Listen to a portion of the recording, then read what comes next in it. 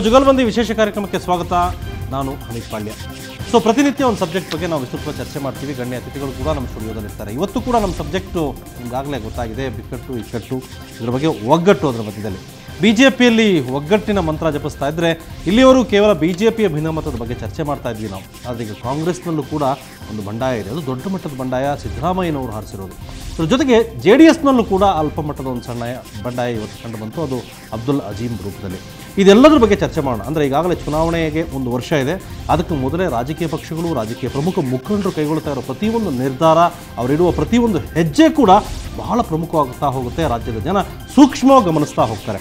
ಇದರ ಬಗ್ಗೆ ಚರ್ಚೆ ಮಾಡೋದಕ್ಕೆ ನನ್ನ ಜೊತೆ ಗಣ್ಯ ಅತಿಥಿಗಳಿದ್ದಾರೆ. ಅವ್ರ ಜೊತೆ ಮಾತಾಡ್ತೀನಿ ಇವತ್ತಿನ ಜುಗಲ್ಬಂದಿ ಕಾರ್ಯಕ್ರಮದಲ್ಲಿ. ಇನ್ನು ಅತಿಥಿಗಳ ಜೊತೆ ಚರ್ಚೆ ಆರಂಭ ಮಾಡೋದಕ್ಕೂ ಮೊದಲು ಈ ಬಿಕ್ಕಟ್ಟಿಗೆ ಇಕ್ಕಟ್ಟಿಗೆಲ್ಲ ಏನು ಕಾರಣ ಅನ್ನೋದ್ರ ಬಗ್ಗೆ ಚರ್ಚೆ ಮಾಡೋದಕ್ಕೂ ಮೊದಲು ಒಟ್ಟಾರೆ ಇವತ್ತಿನ ರಾಜಕೀಯ ಬೆಳವಣಿಗೆಗಳು ಏನೆಲ್ಲ ಆಯಿತು, ಯಾವ್ಯಾವ ಪಕ್ಷದಲ್ಲಿ ಯಾವ್ಯಾವ ನಾಯಕರ ಹೇಳಿಕೆಗಳು ಏನೇನು, ಒಟ್ಟಾರೆ ಒಂದು ಚಿತ್ರಣವನ್ನು ಕಟ್ಟಿಕೊಡೋ ಪ್ರಯತ್ನ. ಮೊದಲಿಗೆ ವರದಿ ನೋಡಿ, ವರದಿಯ ನಂತರ ನಾವು ಚರ್ಚೆ ಆರಂಭ ಮಾಡೋಣ.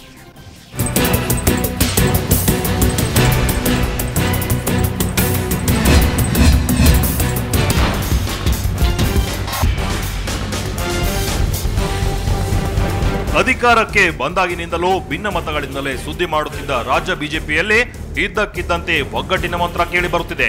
ರಾಷ್ಟ್ರ ಮಟ್ಟದಲ್ಲಿ Advani versus Gadkari, Modi versus BJP, Advani versus RSS ಗಲಾಟೆ ನಡೆಯುತ್ತಿದ್ರೂ ಸದ್ಯಕ್ಕೆ ರಾಜ್ಯ ಬಿಜೆಪಿಯಲ್ಲಿ ಎಲ್ಲವೂ ಕೂಲ್ ಎನ್ನುವಂತೆ ಕಾಣುತ್ತಿದೆ. ಆದರೆ ಪ್ರತಿಪಕ್ಷಗಳಾದ ಕಾಂಗ್ರೆಸ್ ಮತ್ತು JDSನಲ್ಲಿ ಭಿನ್ನಮತ ಶುರುವಾಗಿದೆ. ನಾಳೆ ರಾಜ್ಯಕ್ಕೆ ಆಗಮಿಸುತ್ತಿರುವ ರಾಹುಲ್ ಗಾಂಧಿಗೆ ಸಿಕ್ಕಿರೋದು Siddaramaiah ರಾಜೀನಾಮೆಯ ಬಂಡಾಯದ ಬಿಸಿಯೇಟು.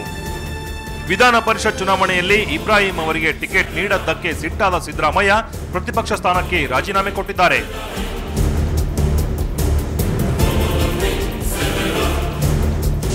Total High Command has neglected me. High Command has not taken me into confidence.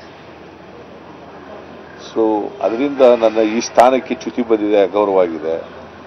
ಅದನ್ನ ಸಹಿಸಿಕೊಂಡು ಮುಂದುವರಿಯೋದು ಒಳ್ಳೆ ಸಂಪ್ರದಾಯ ಅಲ್ಲ, ಅದು ಒಳ್ಳೆ ಮೌಲ್ಯ ಅಲ್ಲ. ನಾನು MLA ಮುಂದುವರಿದ್ದೇನೆ, ಪಾರ್ಟಿ ಬಿಡ್ತಾ ಇಲ್ಲ. I am continuing as Congress MLA. CLP leadership ಮಾತ್ರ ರಾಜೀನಾಮೆ ಕೊಟ್ಟಿರೋದು. ರಾಜೀನಾಮೆ ವಿಚಾರ ತಿಳಿಯುತ್ತಿದ್ದಂತೆ KPCC ಅಧ್ಯಕ್ಷ ಪರಮೇಶ್ವರ್ ಸಿದ್ದು ಮನೆಗೆ ಹೋಗಿ ಸಂಧಾನ ನಡೆಸಿದ್ರು.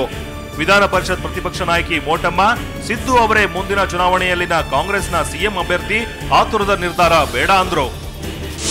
ಅಭ್ಯರ್ಥಿಗಳ ಬಗ್ಗೆ ಅವರು ಒಪ್ಪಲಿಲ್ಲ ಅಂತಕ್ಕಂಥ ಮಾತನ್ನ ಹೇಳಿಲ್ಲ. ಯಾಕೆಂದ್ರೆ ಅವರು ಕೂಡ ಈಗ ಸಿಗ್ನೇಚರ್ ಮಾಡಿ ಕಳಿಸಿದ್ದಾರೆ ನಾಮಿನೇಷನ್ ಮಾಡೋದಕ್ಕೆ, ನಾಮಪತ್ರ ಸಲ್ಲಿಸೋದಕ್ಕೆ. ಅವರು ವಿಶ್ವಾಸಕ್ಕೆ ತಗೊಂಡು ನನ್ನನ್ನ ಕೂಡ ಒಂದು ಮಾತು ಕೇಳಬೇಕಾಗಿತ್ತು. ಆನಂತರ ಅವರು ಯಾವುದೇ ತೀರ್ಮಾನ ಮಾಡಿದ್ರು ಕೂಡ ಪರವಾಗಿರಲಿಲ್ಲ ಅನ್ನುವಂಥ ಮಾತು ಅಷ್ಟೇ ಹೇಳಿದ್ದಾರೆ ವಿನ ಈಗ 4 ಜನ ಏನು ಆಯ್ಕೆ ಮಾಡಿದ್ದಾರೆ ಅದರ ಬಗ್ಗೆ ಏನು ಅವರ ಬೇರೆ ರೀತಿಯ ಅಸಮಾಧಾನ ವ್ಯಕ್ತಪಡಿಸಿಲ್ಲ. ನೀವು ನಮ್ಮ ನಾಯಕರು, ಮುಂದೆ ಮುಖ್ಯಮಂತ್ರಿ ಆಗಬೇಕಾದವರು, ನಿಮಗೆ ಅತ್ಯುತ್ತಮವಾದ ಒಂದು ಭವಿಷ್ಯ ಇದೆ, ನಾವೆಲ್ಲರೂ ನಿಮ್ಮ ಜೊತೆ ಇರ್ತೇವೆ. ಮತ್ತು ಏನು ಹೈಕಮಾಂಡಿಂದ ನಿಮ್ಮ ಒಂದು ಮನವಿಗೆ ಅದು ಸರಿಯಾಗಿ ಸ್ಪಂದನ ಆಗಿಲ್ಲ ಅನ್ನೋದನ್ನ ಒಂದು ಮನಸ್ಸಲ್ಲಿ ಇಟ್ಕೊಂಡು ಇಂಥ ಒಂದು ದೊಡ್ಡ ನಿರ್ಧಾರ ತೆಗೆದುಕೊಂಡಿರೋದು ಸರಿಯಲ್ಲ. ಅದನ್ನು ವಾಪಸ್ ತೆಗೆದುಕೊಳ್ಬೇಕು. ನಾನು ಕೂಡ ಆಸ್ಕರ್ಜಿ ಅವ್ರ ಹತ್ರ, ನಮ್ಮ ಮಧುಸೂದನ್ ಮಿಸ್ತ್ರಿ ಅವ್ರ ಹತ್ರ, ಅಹಮದ್ ಪಟೇಲ್ ಅವ್ರ ಹತ್ರ ಮಾತಾಡಿ ಇದನ್ನ ಸರಿ ಮಾಡುವ ಒಂದು ಕೆಲಸಕ್ಕೆ ಮುಂದಾಗ್ತೀನಿ ಅನ್ನೋ ಮಾತನ್ನ ಹೇಳಿದ್ದೀನಿ. ಅವ್ರನ್ನ ಪರಿಪರಿಯಾಗಿ ರಿಕ್ವೆಸ್ಟ್ ಮಾಡ್ಕೊಂಡಿದ್ದೀನಿ. ಆದರೆ ಸಿದ್ದರಾಮಯ್ಯ ರಾಜೀನಾಮೆಯಿಂದ ಹಿಂದೆ ಸರಿದಿಲ್ಲ. ದೆಹಲಿ ಕಾಂಗ್ರೆಸ್ ನಾಯಕರು ಎಲ್ಲವೂ ತಣ್ಣಗಾಗಲಿದೆ, ಸಿದ್ದರಾಮಯ್ಯ ರಾಜೀನಾಮೆ ವಾಪಸ್ ತೆಗೆದುಕೊಳ್ಳಲಿದ್ದಾರೆ ಎನ್ನುತ್ತಿದ್ದಾರೆ. ಇತ್ತ ಹುಬ್ಬಳ್ಳಿಯಲ್ಲಿರೋ ಮಲ್ಲಿಕಾರ್ಜುನ್ ಖರ್ಗೆ ಅವರ ಪುತ್ರ ಪ್ರಿಯಾಂಕ್ ಖರ್ಗೆ ತಮ್ಮ ತಂದೆಗೂ ಸಿದ್ದು ರಾಜೀನಾಮೆಗೂ ಸಂಬಂಧವಿಲ್ಲ ಅಂತ ಸ್ಪಷ್ಟನೆ ಕೊಡುತ್ತಿದ್ದಾರೆ. ಈಗ ನೋಡಿ, ಅದು ಹಸ್ತಕ್ಷೇಪ ಬರೇ ಖರ್ಗೆ ಸಾಹೇಬ್ರದಾಗ್ಲಿ ಅಥವಾ ಬೇರೆ ಒಬ್ಬರದಾಗ್ಲಿ ಅಂತ ಇಲ್ಲ. ಯಾಕಂದ್ರೆ ಇದು ಸಹಜವಾಗಿ 40 ವರ್ಷ ಖರ್ಗೆ ಸಾಹೇಬರು ಈ ಪಕ್ಷಕ್ಕೆ ಕೊಟ್ಟಿದ್ದಾರೆ. ಕಾಂಗ್ರೆಸ್ ಪಕ್ಷದಲ್ಲಿ ಯಾವಾಗ್ಲೂ ಒಂದು ನಿರ್ಧಾರ ತಗೋಬೇಕಾದ್ರೆ ಯಾರೇ ಒಬ್ಬ ವ್ಯಕ್ತಿ ತಗೊಳಲ್ಲ.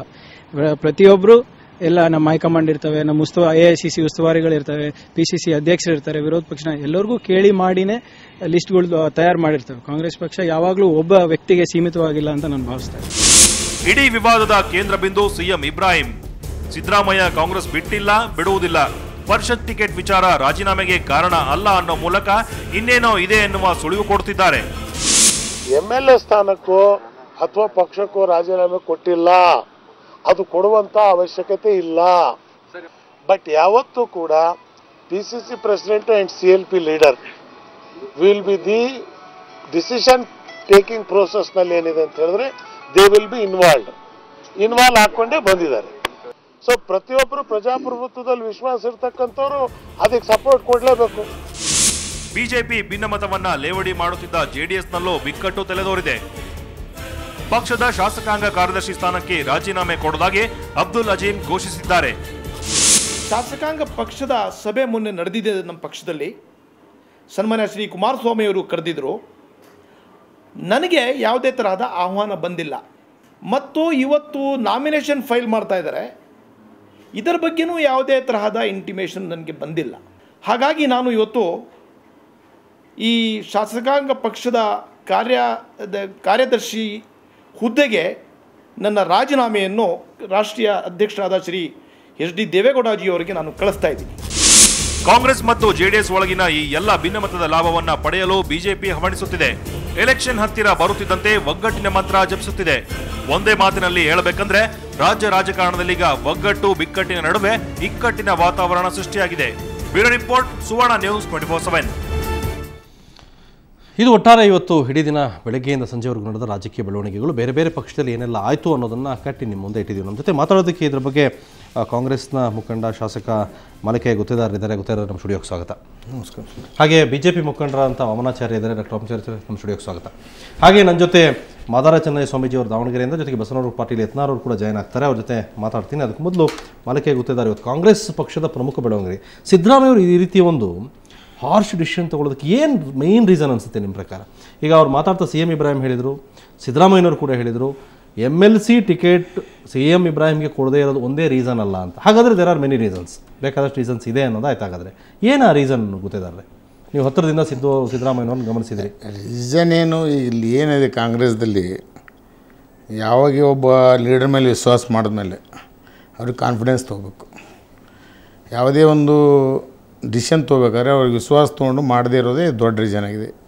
ಈಗ MLC ಅಭ್ಯರ್ಥಿಗಳು ಆಯ್ಕೆ ಮಾಡ್ತಕ್ಕಂಥ ಸಂದರ್ಭದಲ್ಲಿ ಸಿದ್ದರಾಮಯ್ಯ ಕಾನ್ಫಿಡೆನ್ಸ್ ತೊಗೊಂಡಿಲ್ಲ ಅನ್ನೋದು ಮಾತು ಅವರೇ ಹೇಳಿದ್ದಾರೆ.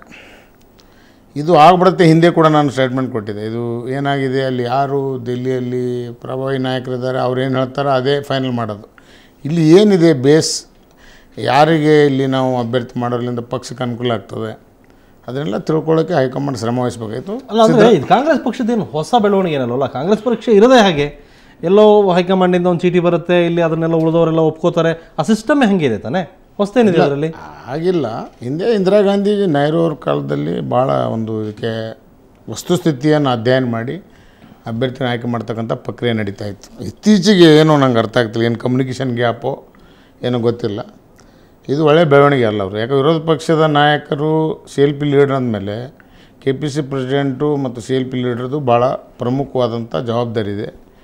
ಅವರನ್ನು ವಿಶ್ವಾಸ ತೊಗೊಂಡು ಅಭ್ಯರ್ಥಿನ ಆಯ್ಕೆ ಮಾಡಬೇಕಾಗಿತ್ತು. ಅಂದರೆ ಅವರು ವಿಶ್ವಾಸಕ್ಕೆ ತಗೊಂಡಿಲ್ಲ ಅಂದರೆ, ಈಗ ಕೇಂದ್ರ ನಾಯಕರು ಅಲ್ಲಿ ಕೇಂದ್ರದ ಮಟ್ಟದಲ್ಲಿರೋರು, ಡೆಲ್ಲಿ ಲೆವೆಲಲ್ಲಿರೋ ತೀರ್ಮಾನ ಮಾಡ್ತಾರೆ ಅಂದ್ರಿ. ಆ ತೀರ್ಮಾನ ತಗೊಂಡು ಇವರನ್ನು ವಿಶ್ವಾಸಕ್ಕೆ ತಗೊಂಡಿಲ್ಲ ಅಂದರೆ ಅವರೇನು ನಮ್ಮ ರಾಜ್ಯವನ್ನು ಪ್ರತಿನಿಧಿಸುವ ನಾಯಕರು ಅಥವಾ ಡೆಲ್ಲಿ ಮಟ್ಟದ ನಾಯಕರು ಯಾರು? ಅವ್ರು ನಮ್ಮ ರಾಜ್ಯವನ್ನು ಪ್ರತಿನಿಧಿಸ್ತಕ್ಕಂಥ ನಾಯಕರದೇ ಕೈವಾಡಿದೆ. ಯಾಕಂದರೆ ಇಲ್ಲಿ CM ಇಬ್ರಾಹಿಂ ಅವರಿಗೆ ಅಭ್ಯರ್ಥಿ ಮಾಡ್ತಕ್ಕಂಥ ಆಸೆ ಸಿದ್ದರಾಮಯ್ಯವ್ರದ್ದಿತ್ತು. ಯಾಕೆ ಅವ್ರು ಮೊದಲು ನಿಲ್ತಾರೋ ಇಲ್ಲ ಅಂಥದ್ದು ಅನುಮಾನ ಇತ್ತು. ಆದರೆ ಅವರು ಅದಕ್ಕೆ ಸಿದ್ದರಾಮಯ್ಯ ಹೇಳಿದ್ಮೇಲೆ ಒಪ್ಕೊಂಡ್ಮೇಲೆ, ಮಧುಸೂದನ್ ಮೇಸ್ತ್ರಿ ಅವರು ಕೂಡ ಆಯಿತು ಅಂತ ಹೇಳಿದ್ಮೇಲೆ ಅವ್ರನ್ನ ಅಭ್ಯರ್ಥಿಯಾಗಿ ಮಾಡಬೇಕಾಗಿತ್ತು. ಈಗ ಇಕ್ಬಾಲ್ ಅಹಮದ್ ಸರ್ಡ್ಗೆ ನಮ್ಮ ಸ್ನೇಹಿತರೆ, ಅವ್ರ ಬಗ್ಗೆ ಗೌರವ ಇದೆ. ಅವ್ರು 2 ಸಲ ಪಾರ್ಲಿಮೆಂಟ್ ಮೆಂಬರ್ ಆಗಿದ್ದಾರೆ.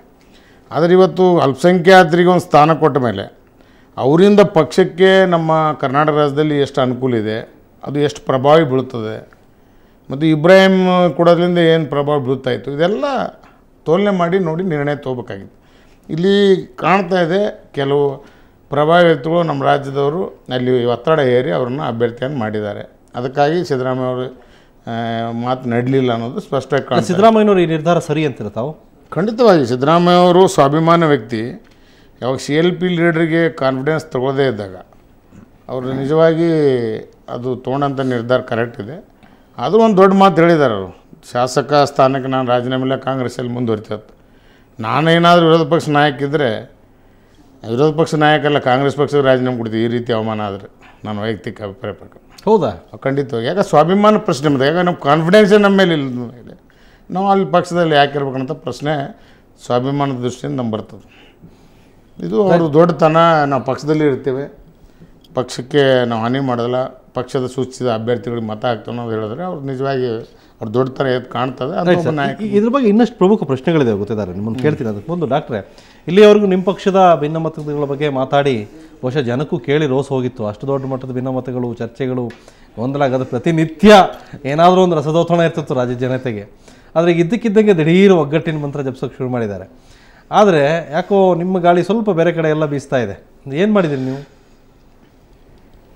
ಇಲ್ಲ ಅಂದರೆ ಇದು ಒಂದಿಷ್ಟು ಯಾರು ಸಿ ಎಮ್ ಆಗಿ ಮುಂದುವರಿಬೇಕು ಈ ವಿಷಯದ ಬಗ್ಗೆ ಪಕ್ಷದಲ್ಲಿ ಒಂದಿಷ್ಟು ಚರ್ಚೆಗಳಾಯಿತು.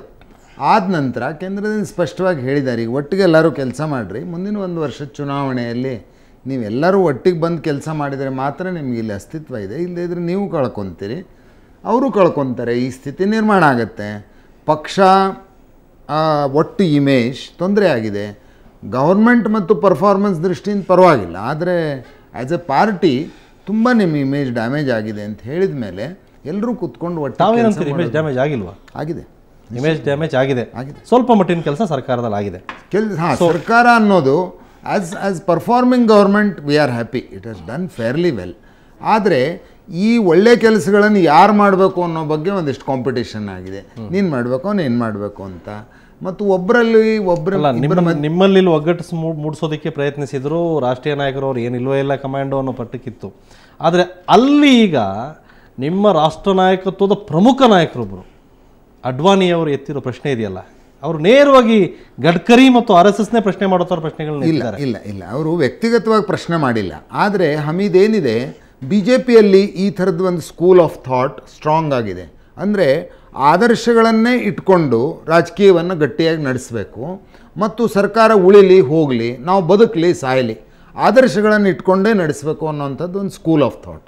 ಇನ್ನೊಂದು ಏನಿದೆ, ರಾಜಕೀಯ ವ್ಯವಸ್ಥೆಯಲ್ಲಿ ನೀವು ದೈತ್ಯರ ಜೊತೆ ಹೋರಾಟ ಮಾಡ್ತಾ ಇದ್ದೀರಿ. ಇಲ್ಲಿ ಯಾರೋ ಸಣ್ಣ ಪುಟ್ಟ ಜನರ ಜೊತೆ ಅಲ್ಲ, ಎಲ್ಲರೂ ಇಲ್ಲಿ ಅಧಿಕಾರಕ್ಕಾಗಿ ತಮ್ಮ ಎಲ್ಲ ಶಕ್ತಿಯನ್ನು ಪಣಕ್ಕಿಟ್ಟು ಹೋರಾಟ ಮಾಡ್ತಿರುವಂಥ ಈ ಸ್ಥಿತಿಯಲ್ಲಿ ನಾವು ಇದರಿಂದ ಓಡೋಗುವಂಥ ಪರಿಸ್ಥಿತಿ ಆಗಬಾರ್ದು. ಅದಕ್ಕೆ ಕಂಟಿನ್ಯೂ ಆ್ಯಂಡ್ ಚೇಂಜ್, ನಾವು ಇವತ್ತಿನ ವ್ಯವಸ್ಥೆಯನ್ನು ಮುಂದುವರಿಸ್ಕೊಂಡು ಅಲ್ಲಿ ಒಳ್ಳೆಯದನ್ನಾಗೋದನ್ನು ಮಾಡಬೇಕು. ಅದಕ್ಕೆ ಸರ್ಕಾರಗಳು ಎಲ್ಲೆಲ್ಲಿವೆ ಅವುಗಳನ್ನು ಉಳಿಸ್ಕೊಳ್ಳೋದಕ್ಕೆ ಮತ್ತು ದೊಡ್ಡ ದೊಡ್ಡ ಸಮುದಾಯಗಳು ಎಲ್ಲೆಲ್ಲಿವೆ ಅವುಗಳ ಸಪೋರ್ಟ್ಗಳನ್ನು ಜೊತೆ ಇಟ್ಕೊಂಡು ಹೋಗೋ ದೃಷ್ಟಿಯಿಂದ ನಾವು ಪ್ರಿಕಾಷನ್ಸ್ ತೊಗೊಂಡು ಹೆಜ್ಜೆ ಇಡಬೇಕು ಅನ್ನೋಂಥ ಒಂದು ಸ್ಕೂಲ್ ಇದೆ. ಇದರ ಅರ್ಥ ಇವರಿಗೆ ಆದರ್ಶನೇ ಬೇಡ ಅಥವಾ ಇವ್ರಿಗೆ ಸರ್ಕಾರಗಳೇ ಬೇಡ ಅಂತಲ್ಲ, ಬಟ್ ಈ ಥರದ ಥಾಟ್ ಇದ್ದೇ ಇದೆ.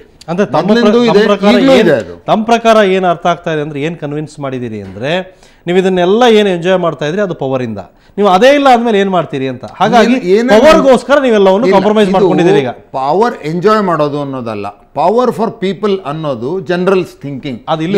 ಕೆಲವರು ಹಮೀದ್ ಏನಾಗುತ್ತೆ, ಒಂದು ಜೇನುಣ ಮಧು ತರುವಾಗ ಅಂದರೆ ಜೇನಿನ ರಸವನ್ನು ತರುವಾಗ ಒಂದು ಸ್ವಲ್ಪ ತಾನು ತಿನ್ನುತ್ತೆ. ಇದು ಜಗತ್ತಿನ ನಿಯಮ ಇರೋದ್ರಿಂದ ಅಲ್ಲಲ್ಲಿ ಒಂದಿಷ್ಟು ತಪ್ಪುಗಳು ನಿಶ್ಚಿತವಾಗಿ ಆಗಿವೆ. ನಾವು ಅಂದ್ಕೊಂಡಂತ ಆದರ್ಶಗಳನ್ನ ನಾವು ಸಮಾಜದಲ್ಲಿ ತರಕಾಗಿಲ್ಲ. ಒಪ್ಕೋತೀನಿ, ಒಂದು ನೋಣ ಸ್ವಲ್ಪ ತಿಂದ್ರೆ ಪರವಾಗಿಲ್ಲ, ಎಷ್ಟು ನೋಣಗಳು ತಿಂದಿದ್ದೆಷ್ಟು ಚರ್ಚೆ ಮಾಡ್ತೀನಿ. ನಮ್ಮ ಜೊತೆ ಮಾದಾರ ಚೆನ್ನಯ್ಯ ಸ್ವಾಮೀಜಿ ಕೂಡ ದಾವಣಗೆರೆಯಿಂದ ನಮ್ಮ ಜೊತೆ ಜಾಯ್ನ್ ಆಗ್ತಾ ಇದ್ದಾರೆ, ಅವ್ರ ಜೊತೆ ಮಾತಾಡ್ತೀನಿ. ಅದಕ್ಕೆ ಮೊದಲು ಒಂದು ಚಿಕ್ಕ ಪ್ರಶ್ನೆ.